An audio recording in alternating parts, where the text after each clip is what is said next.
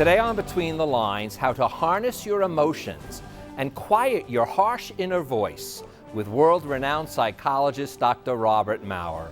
Welcome, I'm Barry Kibrick. Dr. Maurer has been a past guest on our show with his internationally acclaimed book, One Small Step Can Change Your Life, The Kaizen Way. Now with his book, Mastering Fear, he takes a giant step in changing how we view stress and the anxiety and fear it causes. I'm a writer today because I was a reader when I was 11 years old, and it was... You do not need to prove your state of happiness to anybody. Most of these speeches were as much as a month in preparation. Characters, the heroes in this book, are seekers of truth in a story that involves a lot of You corruption. don't get a chance to really talk about what's real, and it's the perfect for me.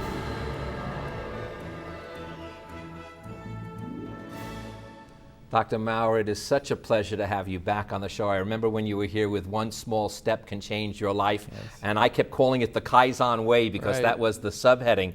But now, and that book truly did affect me, and now this one, thank you so much for being on the show. That's a pleasure to be here, Barry. Well, I'm going to start with, I think, what's the most startling revelation that's made, and it is this: there is no such thing as stress. Yes. Stress as we know it does not exist. Yes. There's something very suspicious about the concept of stress. It sat around in metallurgy and physics, the contortion of metals, for 500 years, bothering nobody, till it became a disease in 1938. And I don't know anyone who thinks the problem's getting any better. So there's something very suspicious about this. And what we found over and over again is that people who were successful in jobs, health, and relationship never used that word, Barry, to describe the same physical and emotional and circumstances that we all face. The word they use, as you say by the title of your book, is fear. Exactly. And by not using the correct word, and we say the correct word as we'll get into it, why that is the right word, it really makes a difference, as you say, to our internal alarm system. Yes, exactly. That we know that people who have been followed for decades, who over the course of time succeed in jobs, health, and relationship, virtually never use that word, Barry. They use the word fear, and for a long time we tried ignoring it. Fear, stress, what's the difference? But it turned out to be a profound difference, because we realized because I work in a medical school training physicians, that when we saw children in the clinic, they never used the word stress or anxiety or depression or nerves.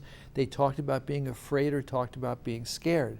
And we realized that successful people, and again what I mean by that is people who, in spite of challenges, setbacks, adversity, ultimately succeed in jobs, health, and relationship, they would essentially see fear as a normal part of life.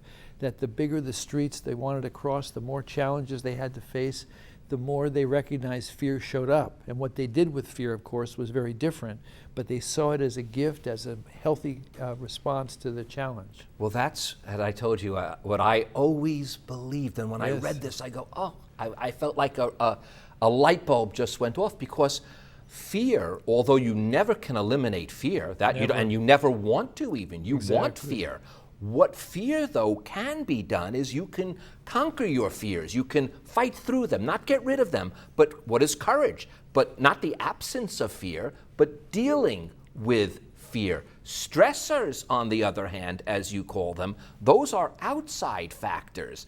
And our body is used to dealing with fear, but when we don't have, as you said, that initial fear of the lion wanting to eat us or another human wanting to kill us, we then have these stresses that build up in our mind, and they're much harder, therefore, to deal with. Exactly. Exactly. That if we recognize the physical symptoms that we call symptoms, they're actually parts of the body that are signaling us that something important is happening that needs our attention.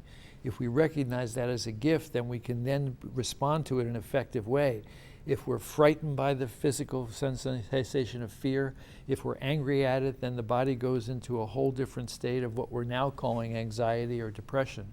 So embracing that fear, seeing it as a normal part of life, as you say, a sign of courage that you want something in the world that you're running into obstacles trying to achieve. Once you recognize that fear is healthy, then you can take a healthy response to it. And you've also, I don't know if you're the one that revolutionized this, Doc, and if not, make believe you did.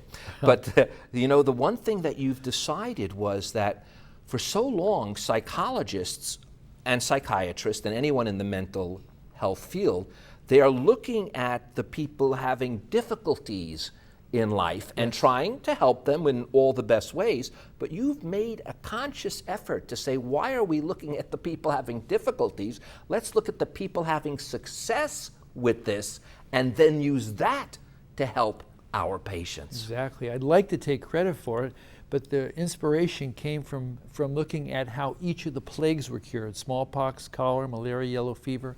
Every one of those plagues, Barry, was cured by looking at who wasn't getting sick and trying to figure out what made them different.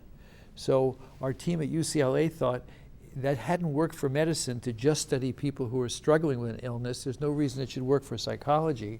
So we began collecting studies from around the world that were following people for anywhere from 15 to 80 years, trying to look at what qualities and skills allowed people to sustain excellence across all three areas: health, relationship, and work, over long periods of time.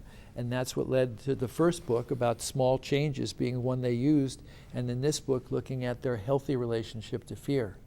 And let's make it clear, because the stress, which we know doesn't exist, but it does because we make it exist, so to speak, and the fear, and even the way we look at anxiety and depression is how we interpret this fear. I'd like to get into that a little bit in a second.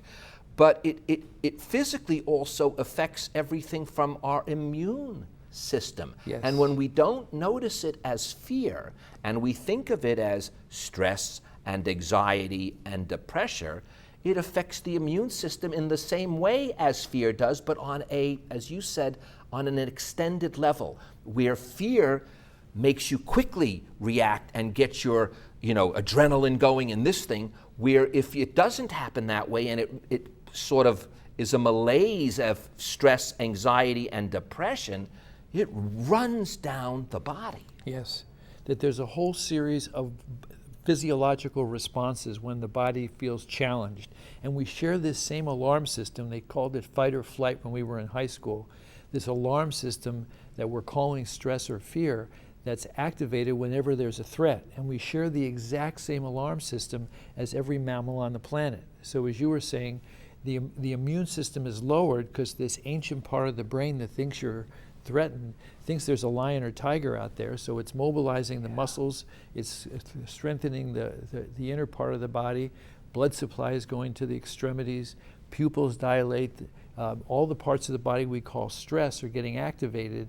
But the part of the body that controls the immune system thinks we're fighting off some external threat. It's not interested in germs or viruses. So the longer this stress or fear response stays on, the better host we become for all the things that prey on us. Okay, now remember I said no questions except if you asked it. Yes. This is the question you asked. Yes. And you just stated it almost. Originally, it is an alarm system. That's what fear is. It wakes us up to the good and even the bad, by the way. I think that's important, which is why we never want to eliminate fear. We only want to learn how to deal with it. But you say this, the critical question, and you admit the answer is not easy. How do we turn this alarm system off? Yes. When it is just being a stress producer from a stress that may don't forget, a stress can exist as an outside thing, but it's when you say it doesn't exist, it really doesn't exist internally. It's what is being created from this lack of response to fear. Right. How do we turn off that alarm system? The question of how we turn it off plagued us for a long period of time, because we knew that we were the only animal that got stress disorders, meaning these parts of the body, the heart racing, stomach tension, muscle tension, all the things that we call stress and fear. That stress response doesn't exist in other animals because their brains are, relatively speaking, hardwired. So what they must do when they're afraid is built in. So when a deer is frightened, it runs away. When a mouse is frightened, it burrows. When a bird's frightened, it flies away. So the question I've asked audiences all over the world, Barry, is if every other mammal has a built-in response to fear, we must have one too. It's hard to believe our maker left one species to make up its own rule for the most life-saving emotion in the brain. And nobody anywhere on the planet has ever raised their hand and given me the answer that we discovered accidentally, both from watching children in our clinic and then from watching primate films. The human and chimpanzee response to fear is very unique. And the way I explain it to audiences without showing them film is I say, those of you with children, when your child was little, 2, 3, 4, 5 years old and had a nightmare, what did they do? And no matter where I am on the planet, people give the same answer. Of course, my child ran to my bed. I held them and said, it's only a nightmare, as if that word meant anything to a small child. And what'd your daughter or son do next? The answer is the same everywhere. They went right back to sleep. So the healthy human response to fear is to reach to another for support. And again, like everything else that we know, always easier said than done, because we just experienced it. In fact, 2 days ago, a dear friend who had a situation was afraid, and in fact, you can tell it was fear-induced. From reading this, you could tell, otherwise you couldn't tell. And he didn't want to bother us. And what happens is then he suffers alone. Yes, and that alarm, this fear or stress response stays on for hours, days, or weeks. And as you pointed out earlier, lowering the immune system, making them even more vulnerable to all the health challenges we can face. This is now something out of the blue, Doc, because we just talked about the immune system. How much, we know the mind-body connection, and I've had enough people on to already know the body-mind connection, because I think we only think of it going from one to the other when it's not. Our gut is has the older cells from the lizard brain in it than the mind does. So we have to listen to both of them very clearly. But in that case, and I want to be careful how we say this, is much of our dis-ease based on this inability to simply say we're afraid. Yes, absolutely. Our inability not only to recognize fear for what it is, and that's a healthy response to a challenge, but then our also inability, both individually and often as a culture, to lean on each other for support. We put an enormous premium on individual competition and self-reliance, and while those are very useful, necessary skills, without the skill to be able to lean and reach to others for support, that skill is not sufficient. And you make it evidently clear that even those who we think are totally independent, original thinkers, and you give examples from the artist who paints, from the writer, from the physicist and mathematician. You even use Einstein and others who are what you think of as being alone in their room. They never are. It is always their relationship with either other scientists, other writers. I forgot the two artists, but you would and an artist is the one that you really think is the guy that just sits there and paints. What are the two? Was it Picasso? And Braque. Picasso. Yeah. And they literally almost copied each other. So no man really, I hate to be so cliche, no man or woman is an island, and we yet have this glorified vision that it's one person, and we always do that, whether it's with Washington or our politicians or whatnot. It's also Ben and Thomas and all the others that are making these things happen, and yet we focus even on the solitary man or woman, and that's again a problem. Yes, history for shorthand purposes kind of pushes that one person out in front. But what made these people successful is they knew how much they needed to reach for support. C.S. Lewis, who wrote the Chronicles of Narnia, said he never could have done it without the help of J.R. Tolkien. J.R. Tolkien, as you know, wrote The Lord of the Rings, said he never could have done it without the help of, guess who? C.S. Lewis.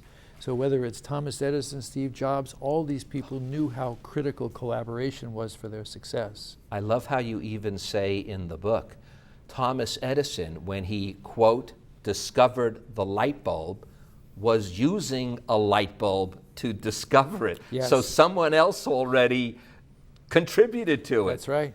He was turned down for the patent because it already existed. Now, to his credit, he made it much better and found a way to share it with the rest of us. But these people knew how critical their support was.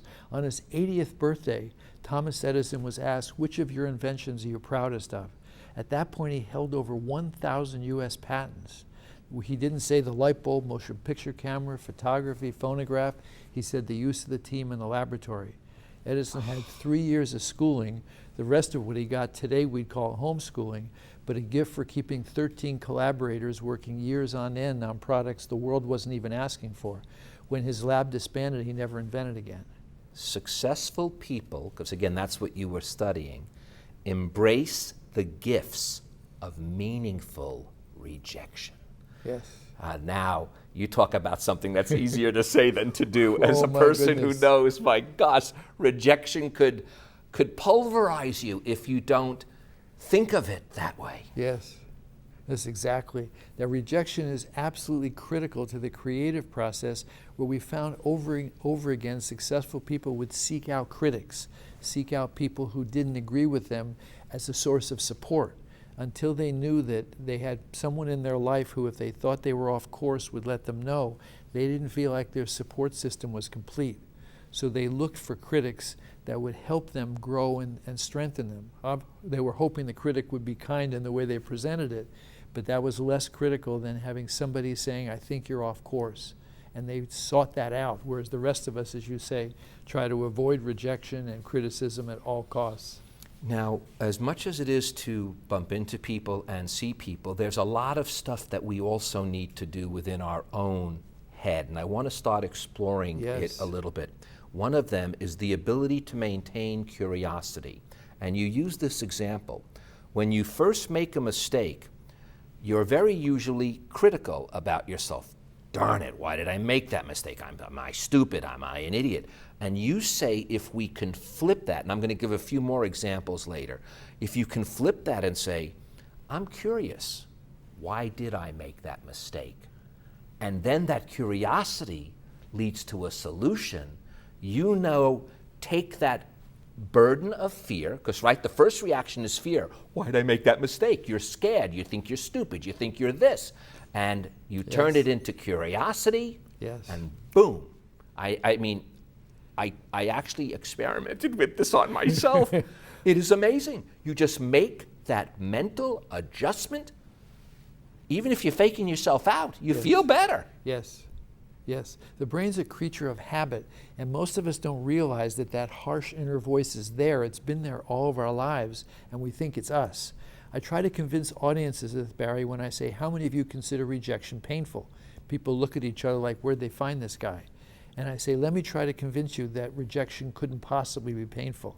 I'll say rejection comes in many, many forms, correct? People nod their heads. Romantic rejection is one form, correct? And so here's the example I give them. I suppose I go up to someone in the audience and say, Sally, would you like to go out with me Saturday night? And Sally says, you know, Bob, I'd love to, but I'm busy flossing. That's rejection. That hurts. Does it ever? I hate those flossers and those who have to wash their hair. I say, and I'll ask the audience, is that rejection? Does that hurt? Everybody says yes. I say, well, let me try to convince you that's not what happened at all. I went up to Sally, asked her out. She gave me this lame excuse. As I walked away, which voice do you think occurred automatically in the center of my head? Voice number one, boy, I'm so proud of you, Bob. That was amazing. That was wonderful. Could have been better. Next time, I'm sure you'll be smoother. All the time, the Mormon Tabernacle Choir, Barry, 300 voices in the center of my head singing the Hallelujah chorus from Handel's Messiah because of my willingness to live at risk and pursue my dreams. Door number one as I walked away, or door number two. Boy, did you sound like a jerk. Who wants to go out with you? You're old, you're ugly, you're fat, nobody likes you anyway. Which is more likely? Everybody says door number two. So where was the pain in Sally saying no, or the conversation in my head walking away? Now, as you were discovering, that harsh voice is only there because it's been passed along from probably 50 generations of our family, but the brain has no attachment to it. So if you can start to reprogram that voice in the way you did by just saying, I wonder what I could learn from this, the brain will make that switch.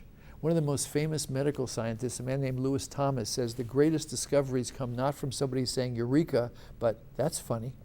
When we get results we hadn't anticipated or expected, and if we can stay curious rather than critical, fascinated rather than frustrated, miracles can happen.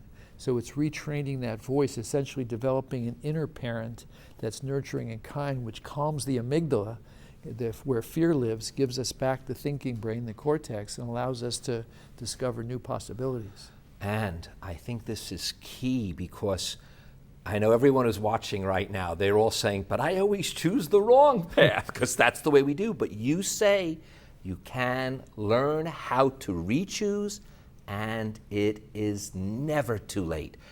As long as you are breathing, you could learn to re-choose. Exactly. We work with people in their 80s, and sometimes it's even easier for them because they realize all those excuses haven't worked for them.